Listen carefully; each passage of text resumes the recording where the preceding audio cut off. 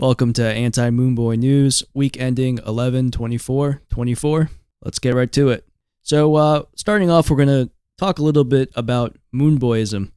And I thought this was appropriate considering the market conditions right now and the gigapump that happened over the past couple weeks. And, of course, as usual, the Moonboys came crawling out of their holes and they are just peak euphoria. I am reading the craziest stuff on Twitter talking about Bitcoin, $1 million.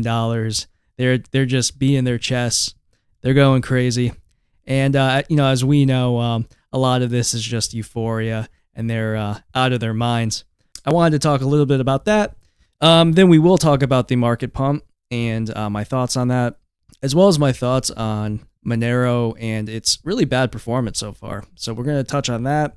We're going to talk about Monerotopia, and then we're going to finish up with some Monero news. So that's the lineup for today. Now, the thing with the Moonboys is that they are willing to sell out for gains.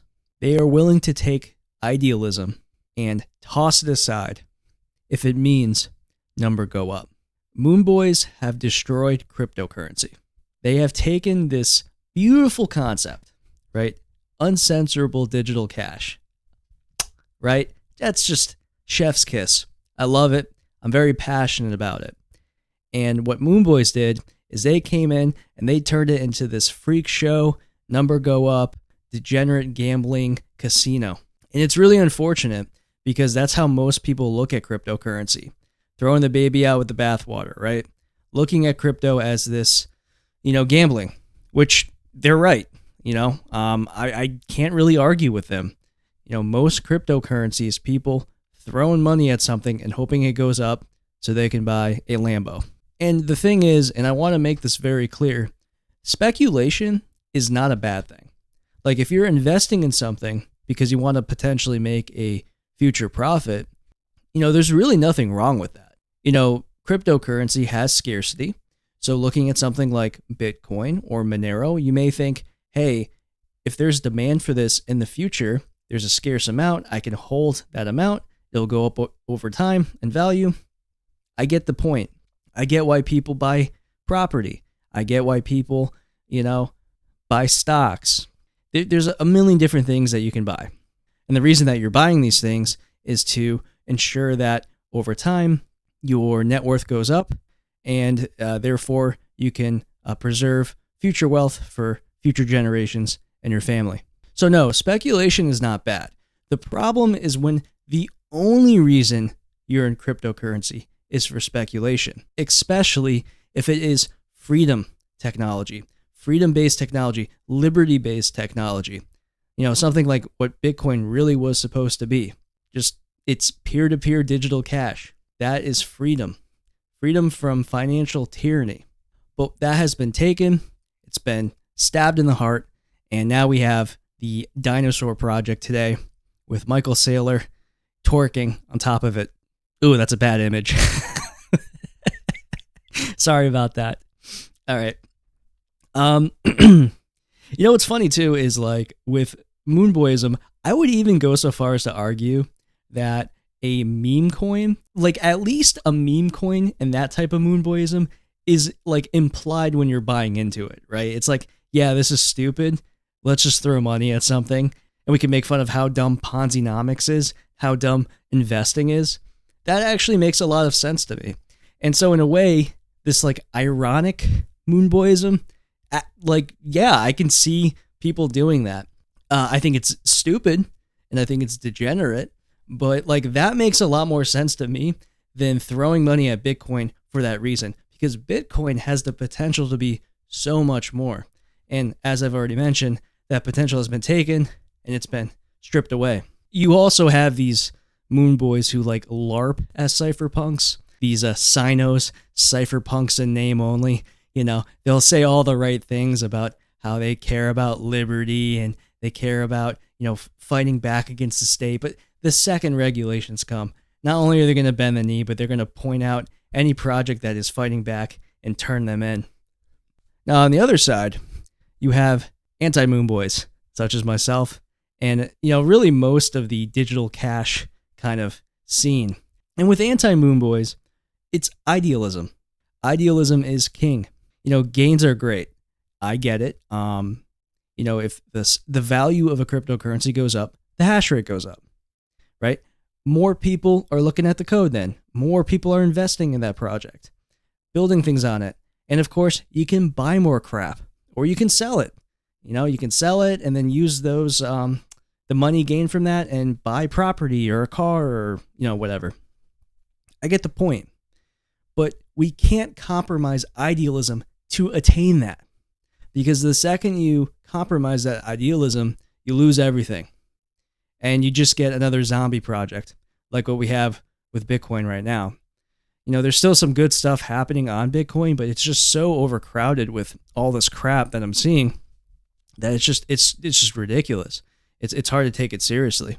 One thing also that I like to point out about, anti-Moonboyism is that you really can't lose.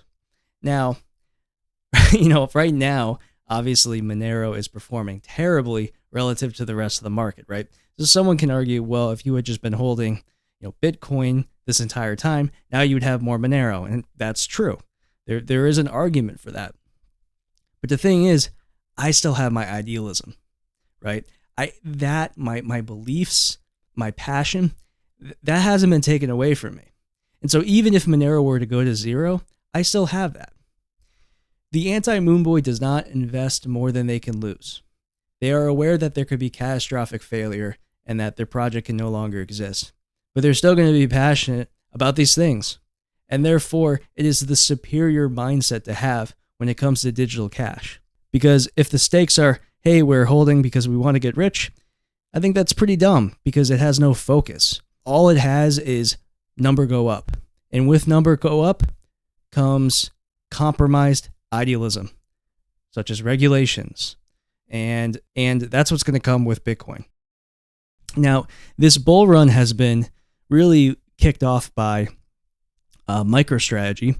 And I called this, by the way. If you go listen to, I think it was episode 2 of Anti-Moonboy News, I forget which one, but I specifically said, I predict that MicroStrategy is going to be talked about more than Bitcoin. And that is exactly what happened.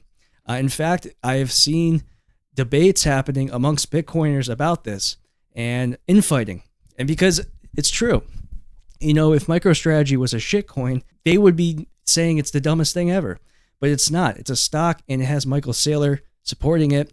So they're kind of left in this weird, how do we handle this, phase? And what they're doing is they're infighting. And as an outside observer like me, I'm just looking at this and thinking, man, if Bitcoin does not go to a high dollar amount, there's going to be a lot of people who are going to get wrecked on this because MicroStrategy's entire bet is that Bitcoin is just going to keep going up in value. But if we get diminishing returns, and I think we are, to be completely honest with you, I don't see Bitcoin going over 130. Calling it right now. I might be completely wrong, but I would be surprised if that happened. Or if it does happen, it would be, maybe blow off to 150 and then shot right back down.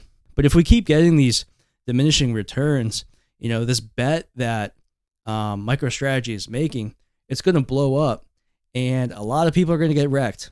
And if that happens, there's going to be a slaughter in the market as well as with Bitcoin. So yeah, anyways, everything went up. Bitcoin did very well and Monero did terrible.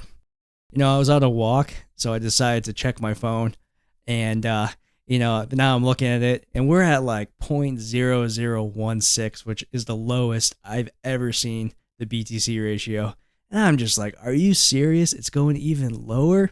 So initially I thought that the reason was because of a potential future KYC delisting and maybe some insiders got that information, so they were shorting Monero.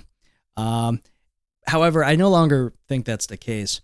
I think this is more so the fact that Monero's just been delisted from most exchanges. So there's just far less people who are buying into Monero. And so therefore it's not being affected as much by these market fluctuations. And furthermore, Monero is just boring to people. I don't think a lot of people understand why it's such an important project, such an important open source project. there's really no speculative hype over it. What type of hype do you have about Monero?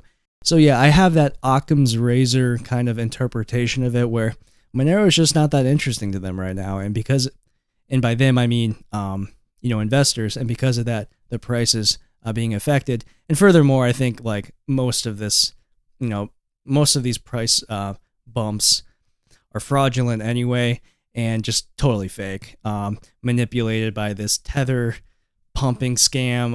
It's the whole thing is just cringe, and yeah, I hate bull runs, if you haven't noticed. Now here's the thing though. So even though Monero had this just atrocious price performance, Monerotopia happened.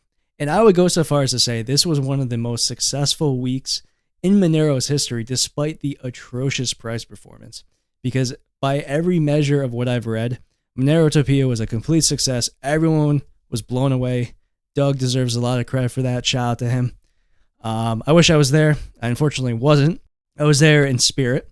The fact that we were able to have this conference, and from what I'm reading, everyone was like so thrilled to be there, talking about digital cash and actually using it.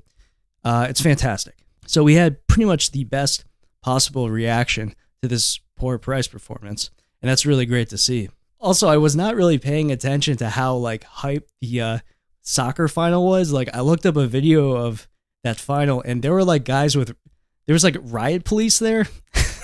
Like, is that like normal in Argentina, where they have like in these like tiny villages, they have like riot police show up? Like, is that normal? That's crazy. I thought that was really funny though. And yeah, like the amount of people that came for that last game and like how passionate they looked. I mean, yeah, I want to go next year. Like I want to go to the actual soccer game. I think that'd be a lot of fun. So anyways, yeah, it's a white pill, right? Like even though we had this poor price performance, everything else went fantastic. All right, some quick news before I leave. Haveno Redo has rebranded. They are now known as Retoswap. I like the name change. I'm supportive of it. I know that they're going to have a new website coming out. They're doing a bunch of stuff. Right now, they just had a little teaser trailer, so we'll wait for that. Second thing, full chain membership proofs is going to be live on testnet within the next few months, most likely. They had a bunch of auditing stuff go through. A lot of progress with that, so we'll keep an eye out on that, because if we can get that in 2025, that'll be a huge deal. And lastly, Cakewallet had some updates here. They have this thing called Cakewallet now, which they introduced at Monerotopia. Apparently, it's a air-gapped Monero wallet. So in other words, like if someone were to steal your phone with your Cupcake wallet, they wouldn't be able to send any of the funds in that phone because they won't have the private keys. In addition, they also will have background sync and native Tor support. So anyways, that wraps up the episode. Hope you guys enjoyed it, and I'll see you guys next week. Please donate if you can. Have a good one.